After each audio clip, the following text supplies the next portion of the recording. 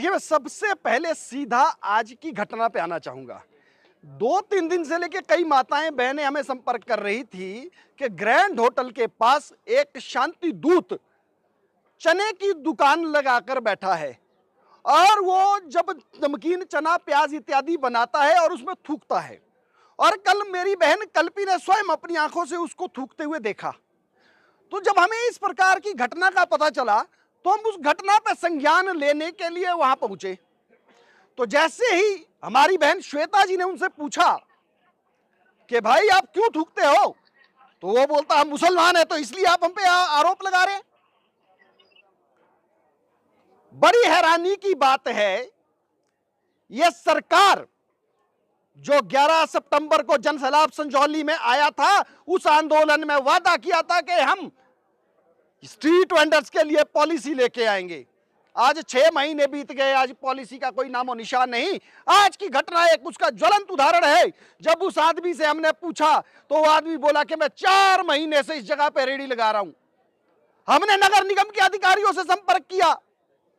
जब नगर निगम के अधिकारी आए तो उनके पास कोई लाइसेंस, कोई फड़ी का लाइसेंस, किसी प्रकार का लाइसेंस नहीं पाया गया।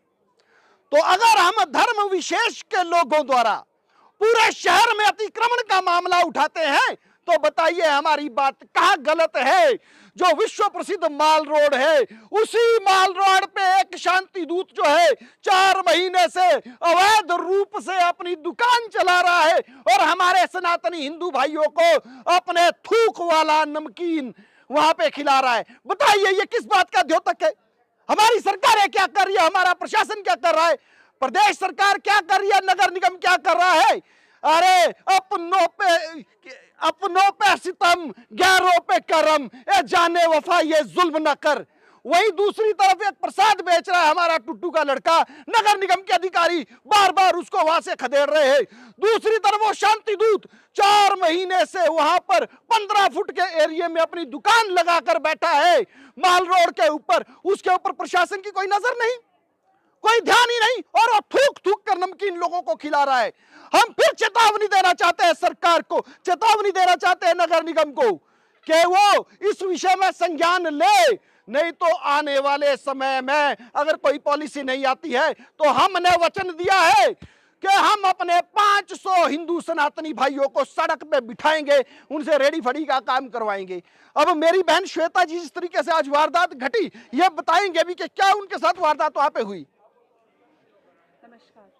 सबसे पहले तो हम जब वहाँ पहुँचे तो पहले उसने हमें झिड़काने की पूरी कोशिश की। मैं और कल्पी साथ में थे और वो हमें बोलता है कि आप हमें मुसलमान मुसलमान जैसा कि हम सुनते आ रहे हैं, आप वही हमारे साथ भी कर रहे हैं। तो मैंने उस भाई को बताया कि तू शुक्र मान मुसलमान है, कोई हिंदू हुआ होता तो तेरा फुटबॉल आज ही बना दिया होता। इस तरह से हमने उससे बात की, पर हम 2-3 हम सबका काम नहीं है, ये काम सबका है। साथ में हमारे हिंदू भाइयों की दुकानें हैं, अगर वो भी उठ के उनका एक वीडियो बना देते तो आज यहाँ तक, आज के दिन तक की ये नौबत नहीं आती। नवरात्रों से पहले ही उनका श्री गणेश हो गया होता। ये काली माता का मंदिर है, बहुत प्रत्यक्ष माता है। जिस तरह से उसका सामना करके उसका रूप हम सबको दिखाया है, आगे के लिए आप सब भी थोड़ा सा होशियार हो जाइए, थोड़ा सा ध्यान दीजिए कि हम सबको मिलके आगे आने की ज़रूरत है। और इस तरह से अगर कुछ होता है तो हम ये बिल्कुल बर्दाश्त नहीं करेंगे। हमारे एक लड़के को एक छोटी सी छतरी के नीचे बैठने की जगह नहीं दी जाती है, हमारे सिरमौरी भाइयों को बिल्कुल जगह नहीं दी जाती है, आगे नहीं आने दिया जाता है। और इन लोगों को आप वहां जाकर देखेंगे तो बस वो अब कल परसों लेंटर ही देने वाला था, क्योंकि जो अधिकारी आया था वो बोल रहा है कि 2 हफ्ते से हम बोल रहे हैं, पुलिस वाला भाई बोल रहा है हमारी नहीं सुन रहा है। मेरा आप सबसे मानना है कि बेरोजगारी बहुत फैली हुई है, इस तरह से अगर कोई नहीं सुन रहा है तुरंत इस्तीफा दीजिए। बेरोजगार लोग बहुत है और उनको आगे आने दीजिए जो सही तरीके से काम करे और ऐसे लोगों को यहाँ से बाहर निकाले। विजय जी, क्या लग रहा है स्ट्रीट वेंडर पॉलिसी को लेकर सरकार गंभीर नहीं है? आप लोग जो है जिस तरह से आप कह रहे हैं कि एक बड़ा आंदोलन करेंगे, 500 लोगों को बिठाएंगे, क्या लग रहा है सरकार गंभीर नहीं है? क्योंकि जब मस्जिद वाला मामला आया था तो मंत्री ने कहा था कि हम स्ट्रीट वेंडर पॉलिसी बनाएंगे, आप लोगों को उसमें प्राथमिकता देंगे? जी, हमें उस समय तो ये प्रतीत हुआ कि सरकार इस बात के लिए गंभीर है, परंतु आज 6 महीने बीतने पर यह लगता है कि वो उस आंदोलन को टालने मात्र का प्रयास था। हम मिले मंत्रियों से मिले, जो उस कमेटी के सदस्य थे सबसे मिले, सबको सुझाव दिए, समाज में विभिन्न लोगों से ईमेल करवाए उस पॉलिसी के लिए।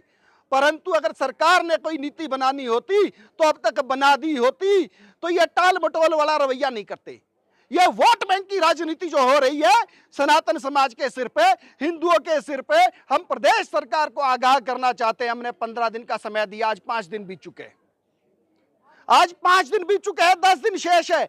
10 दिन में अगर कोई पॉलिसी आती है स्ट्रीट वेंडर्स के लिए, वो भी युक्ति संगत पॉलिसी, अवैध तरीके से जो शांति दूत बड़े भाई का कुर्ता और छोटे भाई का पजामा लेकर जो पहन कर बैठे हैं, इन लोगों को रिहेबिलिटेट करने की बात नहीं होनी चाहिए।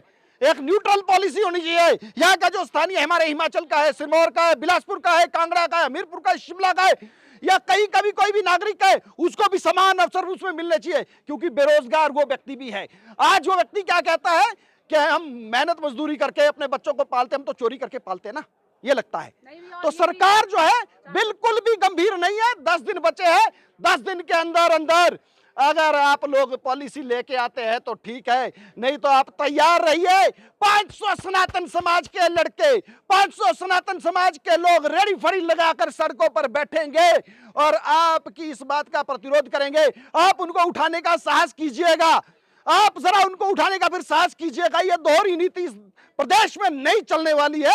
हम बार बार अनुग्रह कर रहे हैं, विनती कर रहे हैं सरकार से कि तुरंत आप निर्णय लीजिए, तुरंत कठोर कदम उठाइए। अगर फिर भी नहीं जागे तो फिर कार्रवाई होनी तय है।